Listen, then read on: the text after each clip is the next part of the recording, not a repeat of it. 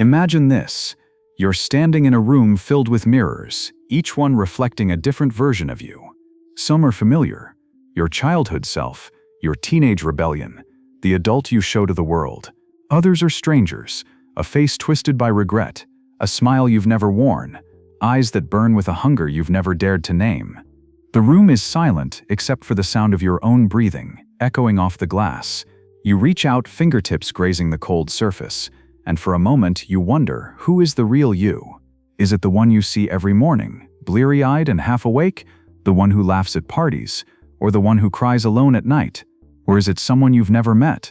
A self buried so deep beneath layers of expectation, fear, and habit that you wouldn't recognize them if they stared back at you.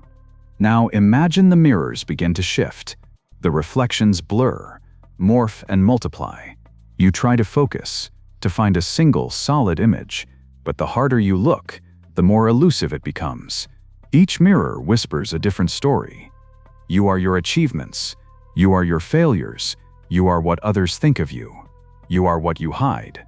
The cacophony grows louder, a chorus of conflicting identities, until you can't tell where one ends and another begins.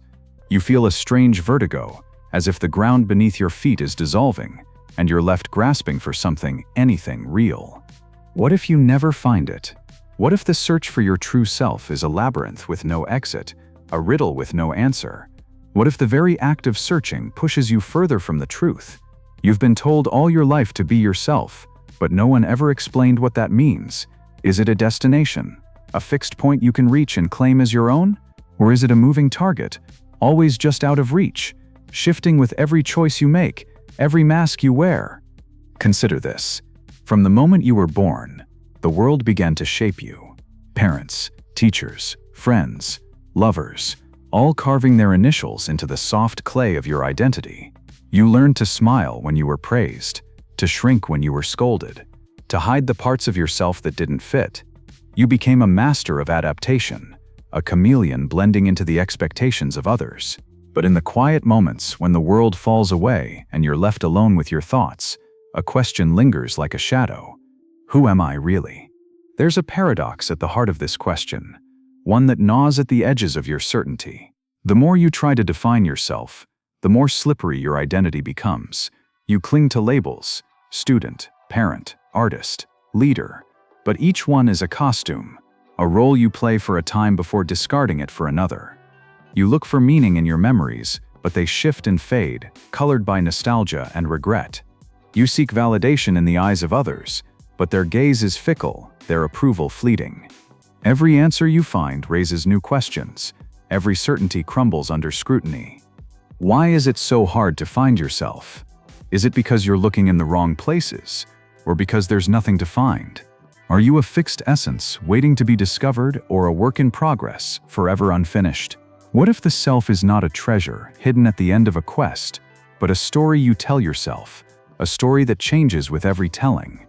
Imagine waking up one day and realizing that the life you've built is a house of mirrors, each wall reflecting a different version of you, none of them quite real.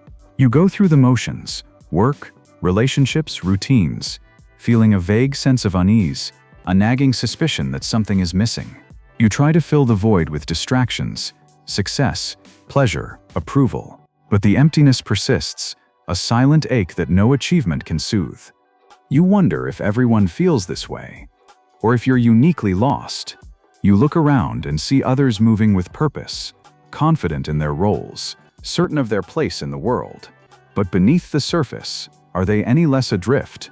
Do they too lie awake at night, haunted by the question, is this really me? Or have they simply learned to silence the doubt, to accept the masks they wear as their true face? There's a deeper fear, one you rarely admit even to yourself. What if you never find the answer? What if you spend your whole life searching, only to discover that the self you seek is an illusion, a mirage that vanishes the moment you draw near? What if the quest for authenticity is itself a trap, a way of avoiding the uncomfortable truth that you are, and always have been, a mystery even to yourself? You remember moments fleeting, electric, when you felt truly alive, when the boundaries between you and the world dissolved, and you glimpsed something vast and unknowable within. But those moments are rare, slipping through your fingers like water. Most days you move through life half awake, performing the rituals of existence without ever touching its core. Why do most people never find themselves? Is it because the world conspires to keep you distracted, to drown out the voice within? Or is it because the search itself is flawed, based on a false premise? What if the self is not something you find, but something you create, moment by moment, choice by choice? What if the real tragedy is not that you are lost, but that you never dared to invent yourself? The room of mirrors grows colder.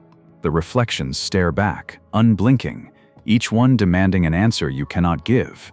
You feel the weight of possibility pressing down, the terror and the freedom of not knowing who you are. The question burns in your chest, a silent scream. What if I never find myself? And yet beneath the fear, a spark of curiosity flickers. What if the search is the point? What if the journey matters more than the destination? What if, in the act of questioning, you come closer to the truth than any answer could provide? You stand at the threshold, heart pounding, the room of mirrors stretching out before you. The paradox remains, unresolved, a riddle that refuses to be solved.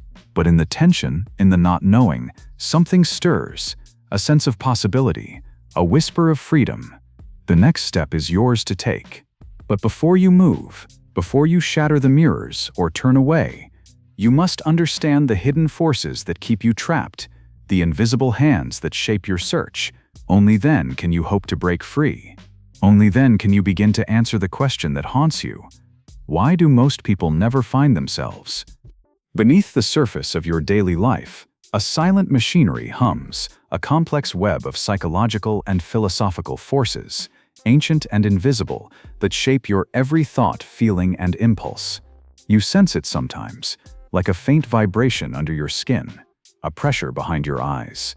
It is the reason the room of mirrors feels so suffocating, why every attempt to grasp your true self slips through your fingers. To understand why most people never find themselves, you must descend into this hidden machinery, into the tangled roots of the human psyche and the stories civilization tells about what it means to be a person. Imagine for a moment that you are a child again. The world is new, raw, and unfiltered. You feel everything: joy, fear, wonder, pain, with a purity that adults have long forgotten. But even in these earliest days, the process of shaping begins. Your parents' voices become the first architects of your identity. Good boy, bad girl, don't cry, be brave. Each word is a chisel, carving away at the wild, unformed stone of your being. You learn quickly. Some parts of you are welcome, others must be hidden. You begin to split, to compartmentalize, to build walls within yourself. Carl Jung called this the birth of the persona, the mask you wear to survive in society. The persona is not a lie, but it is not the whole truth either. It is a compromise, a negotiation between your inner world and the demands of the outer one. Over time, the mask hardens. You forget that you are wearing it. You begin to believe that the face you show the world is all you are. But beneath the persona, Jung warned, lies the shadow, the parts of yourself you reject, deny, or fear. The shadow is not just darkness. It is everything you have exiled in the name of acceptance. Your anger, your longing, your creativity, your vulnerability. The more you repress these parts, the more they haunt you, leaking out in dreams, slips of the tongue, sudden bursts of emotion. The shadow is the ghost in the mirror, the stranger you glimpse in moments of crisis or ecstasy.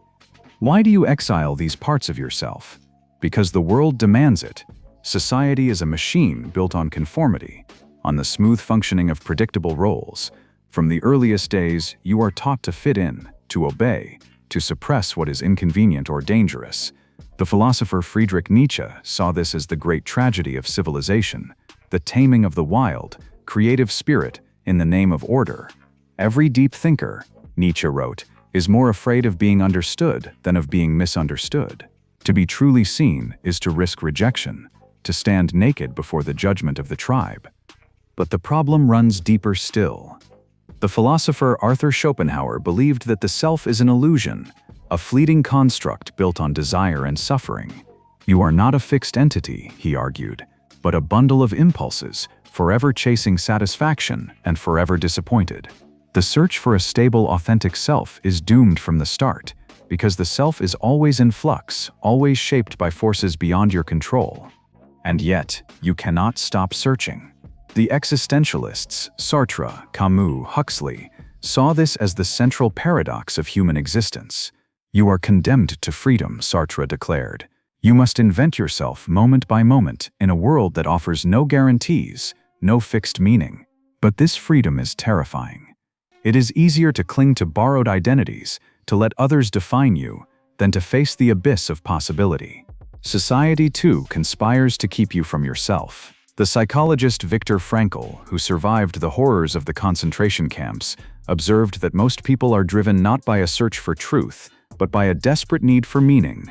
When meaning is absent, people fill the void with distractions: work, pleasure, ideology, addiction, anything to avoid the terror of emptiness, the silence at the heart of the self. You see it everywhere: the endless scrolling, the compulsive busyness, the frantic pursuit of status and approval. These are not just habits, they are symptoms of a deeper malaise. The world is designed to keep you looking outward, to drown out the voice within.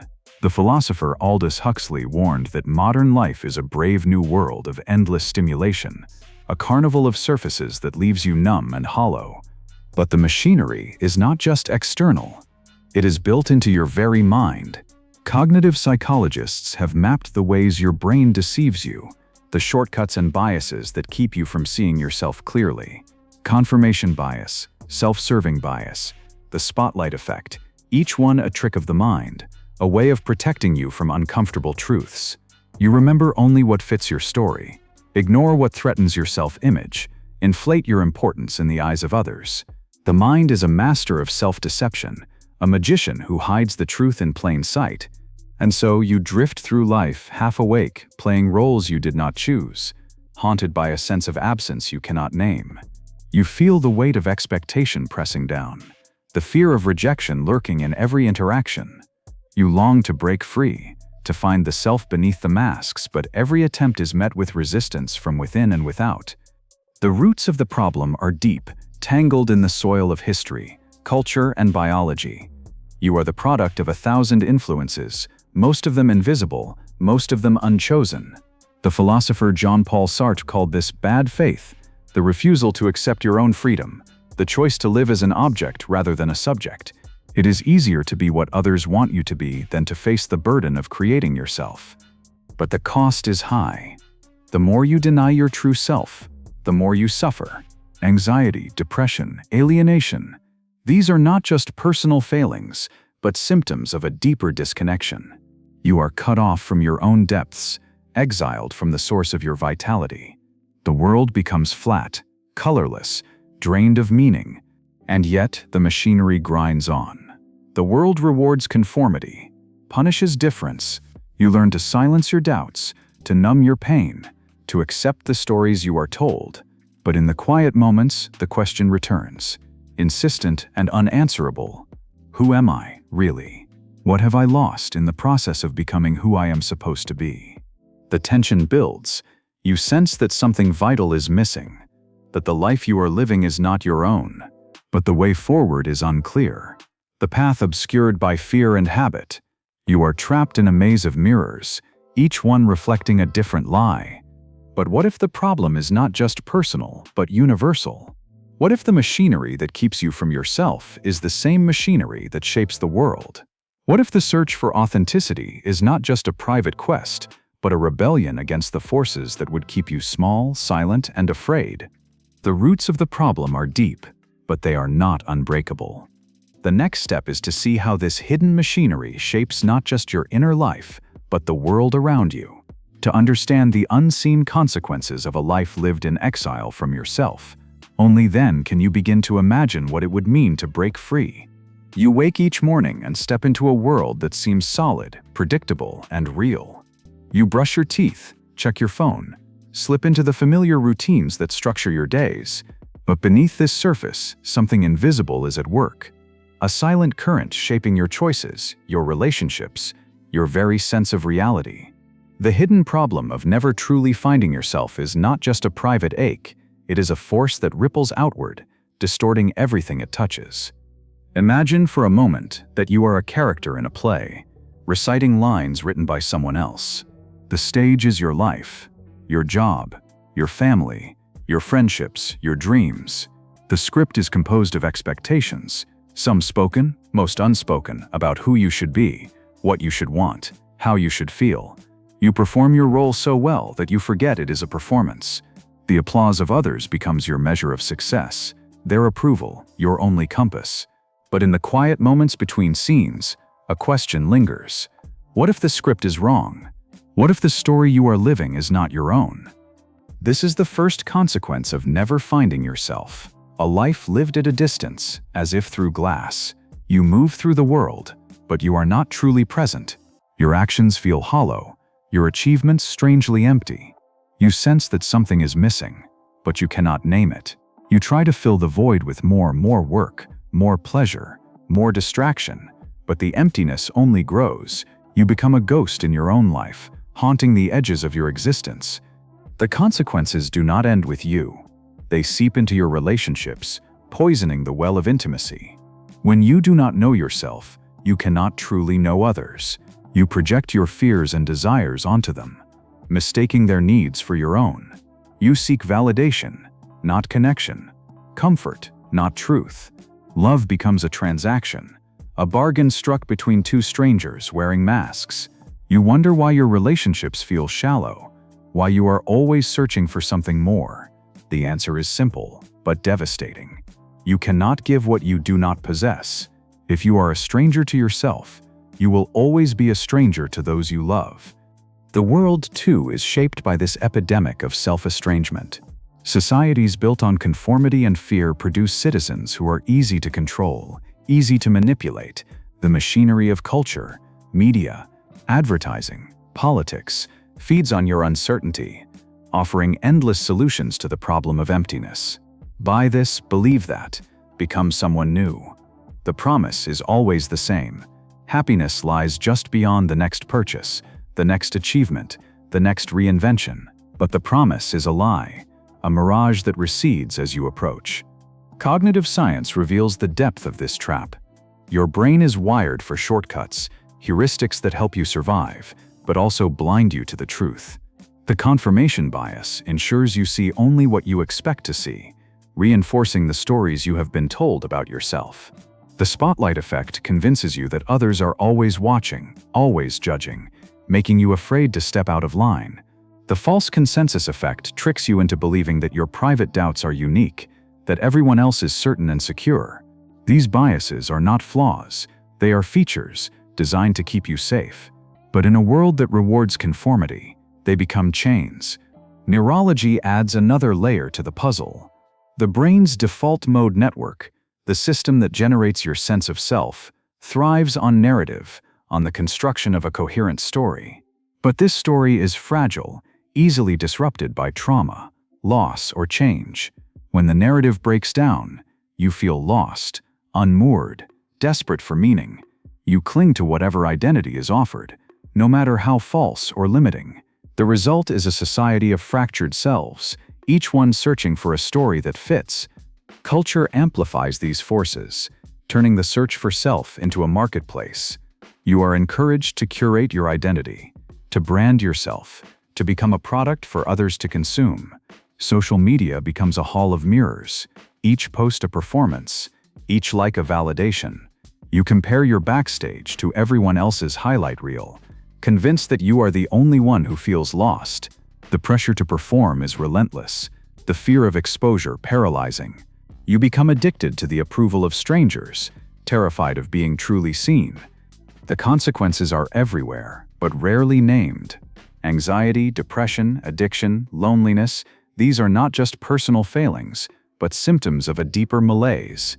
You are cut off from your own depths, exiled from the source of your vitality. The world becomes flat, colorless, drained of meaning. You search for answers in self-help books, in therapy, in spiritual practices, but the solutions often reinforce the problem. They promise a quick fix, a new identity, a way to finally become yourself. But the self they offer is just another mask, another role to play.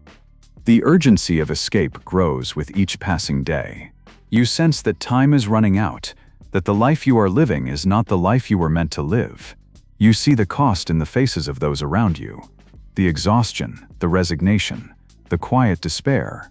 You wonder if anyone is truly awake, truly alive, or are we all sleepwalking through our days, trapped in a dream we cannot escape? The trap is subtle, but its grip is strong. It is built into the very structure of your mind, reinforced by the world around you. To break free requires more than insight. It requires a revolution of perspective, a willingness to question everything you have been taught. The path is dangerous, the outcome uncertain, but the alternative is a slow death, a life spent in exile from yourself. You stand at the edge of a precipice, the ground crumbling beneath your feet. The room of mirrors is collapsing, the reflections shattering into 1,000 shards. The question is no longer who am I, but what am I willing to risk to find out? The urgency is real, the stakes impossibly high. The next step is not just a choice, but an act of rebellion, a refusal to accept the stories you have been told, a demand for something deeper, truer, more alive. But how do you begin? How do you break the spell, shatter the mirrors, reclaim the self that has been lost? The answer lies not in the world outside, but in a radical shift within, a rebellion against the machinery of conformity, a leap into the unknown. The time has come to challenge everything you thought you knew, to risk everything for the chance to be truly free. You stand at the edge, the ground trembling with the weight of all you've been told to be. The room of mirrors is in ruins, shards glinting with 1,000 false faces. The air is thick with the dust of old stories, the ache of unlived lives. For a moment, you hesitate. What lies beyond this collapse? What remains when the masks are gone, when the scripts are burned, when the machinery of expectation grinds to a halt? This is the moment of rebellion. Not the loud, flag-waving kind, but a quiet, seismic revolt that begins in the marrow of your being. It is the refusal to accept the world's definitions, the courage to question the very ground beneath your feet. It is the decision to risk everything for the possibility of something real. Imagine for a moment that you choose to stop performing. You let the silence settle, let the discomfort rise. You resist the urge to reach for your phone, to fill the void with noise. Instead, you listen to the pulse of your own heart, to the whisper of your own longing. At first, it is terrifying. The emptiness feels like death, the absence of identity like annihilation. But slowly something stirs in the darkness, a flicker of curiosity, a glimmer of possibility. This is the first act of rebellion, to sit with yourself, without distraction or pretense, and simply notice what arises. You begin to see the machinery at work, the automatic thoughts, the inherited beliefs, the reflexive judgments.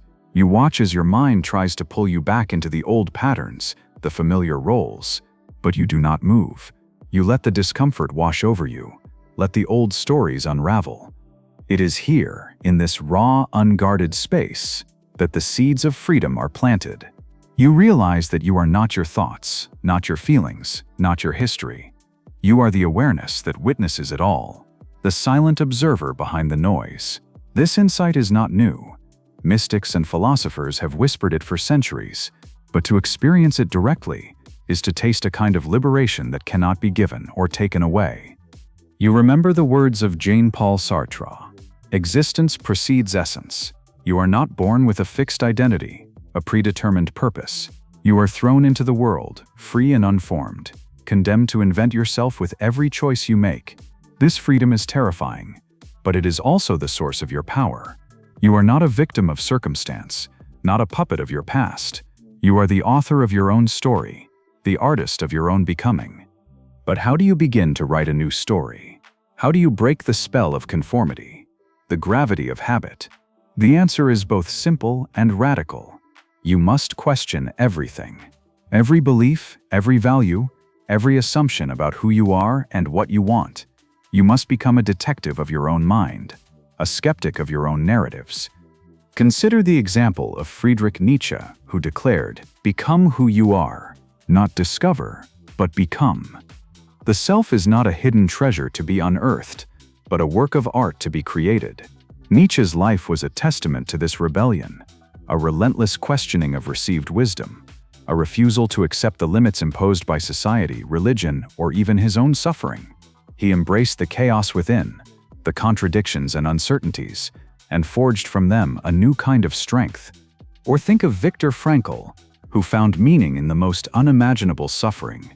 In the concentration camps, stripped of everything but his own consciousness, Frankl discovered that the last of human freedoms is the ability to choose one's attitude, to find purpose even in pain.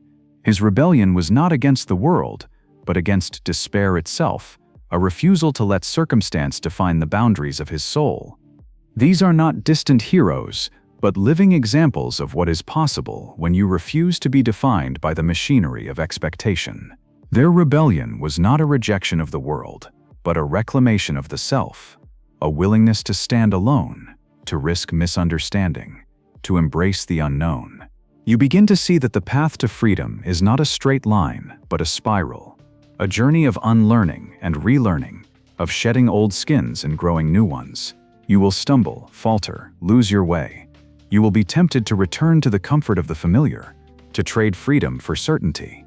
But each time you choose curiosity over fear, authenticity over approval, you reclaim a piece of yourself that was lost. The rebellion is not just internal, it ripples outward, transforming your relationships, your work, your place in the world. When you stop performing, you invite others to do the same. You create space for real connection, for vulnerability and truth. You become a mirror in which others can see themselves more clearly. Not the masks they wear, but the faces beneath. You begin to notice the subtle ways the world conspires to pull you back into the old patterns. The advertisements that promise happiness if you just buy one more thing. The social scripts that reward conformity and punish difference. The voices inside and out that whisper, "Who do you think you are?" But now you recognize them for what they are, echoes of a world afraid of its own freedom. You respond not with anger, but with compassion. You see that everyone is struggling, everyone is searching, everyone is afraid. The rebellion is not a war against others, but a revolution of understanding. A willingness to see through the illusions, to forgive the masks, to honor the struggle. You realize that the journey is never finished. There is no final destination, no ultimate arrival. The self is a process, a dance between being and becoming. Each day is an invitation to begin again, to choose freedom over fear, truth over comfort, life over mere existence. You are not alone. Throughout history, there have been those who dared to break free. Artists, thinkers, rebels, mystics. They left behind traces, maps, fragments of wisdom. Their lives are a testament to what is possible when you refuse to be defined by the machinery of the world. They remind you that the greatest act of rebellion is to become fully, unapologetically yourself. And so, you stand at the threshold, the ruins of the old world behind you, the unknown stretching out before you. The rebellion is not a single act, but a way of being, a commitment to live in truth, to risk everything for the chance to be real. The next step is yours to take. But what lies beyond this rebellion? What is the ultimate truth that waits on the other side of freedom? The answer is closer than you think, hidden in the very heart of your longing. To find it, you must be willing to let go of everything, even the search itself. You have walked through the ruins of your old identities, shattered the mirrors, and stood trembling at the edge of the unknown. You have tasted the terror and the exhilaration of freedom, felt the ache of emptiness and the spark of possibility. You have rebelled against the machinery of expectation, questioned every story you were told, and begun the slow, painful work of becoming. Now, in the silence that follows the storm, a deeper question emerges, one that is both an ending and a beginning. What if the self you have been searching for does not exist in the way you imagined? What if the ultimate truth is not a fixed identity, not a hidden core waiting to be discovered, but something far more fluid, more mysterious, more alive? Imagine this. You are standing at the edge of a vast ocean, the waves crashing at your feet, the horizon stretching into infinity. The sky is heavy with stars, each one a possibility, a life you could have lived. You feel the pull of the tide, the endless motion of becoming and unbecoming. For the first time, You realize that you are not separate from this ocean. You are a wave, rising and falling, shaped by forces beyond your control, yet utterly unique in your expression. The final, most powerful realization is this: the self is not a thing, but a process, not a noun, but a verb. You are not a static entity, but a living, breathing act of creation. Every moment you are being made and remade, shaped by your choices, your relationships, your dreams, your fears. The search for a fixed, unchanging self is a misunderstanding, a relic of a world that craves certainty, that fears the wildness of change. You remember the words of Heraclitus: "No man ever steps in the same river twice, for it is not the same river, and he is not the same man." You are the river and the one who steps into it, the wave and the ocean, the question and the answer. The self is a dance, a song, a story that is never finished. This realization is both liberating and terrifying. It means that you are free to change, to grow, to become, but it also means that there is no final arrival, no ultimate destination. The journey is the point, the search itself the answer. You are not here to find yourself, but to create yourself, again and again in the face of uncertainty. You see now that the pain of not knowing, the ache of longing, is not a flaw but a gift. It is the engine of your becoming, the fire that drives you to explore, to question, to reach beyond the limits of what you have been told. The emptiness you feared is not a void, but a space of infinite possibility, a canvas on which you can paint the story of your life. You remember the wisdom of Viktor Frankl, who found meaning not in the search for happiness, but in the willingness to face suffering with courage and purpose.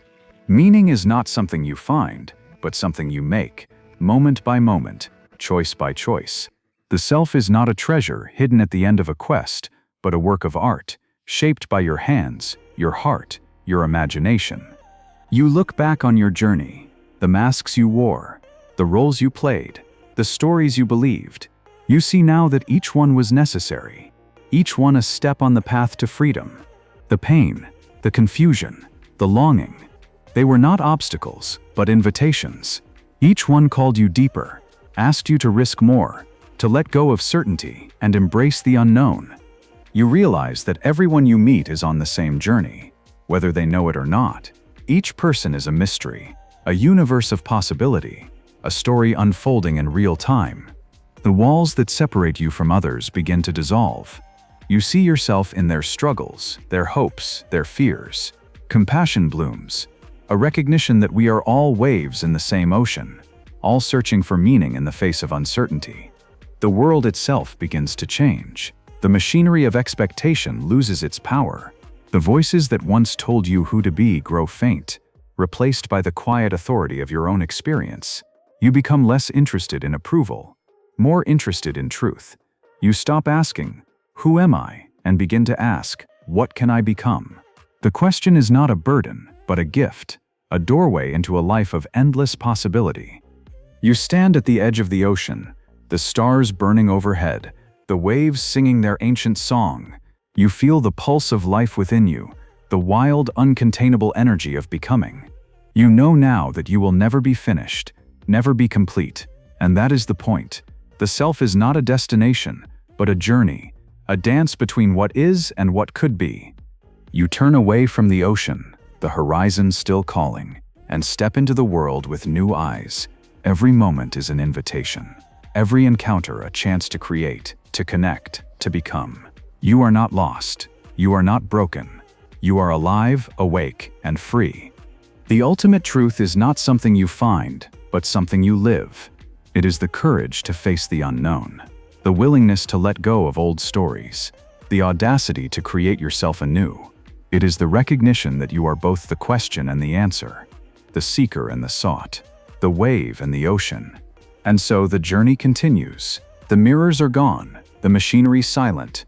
All that remains is the open road, the endless horizon, the wild, uncharted territory of your own becoming.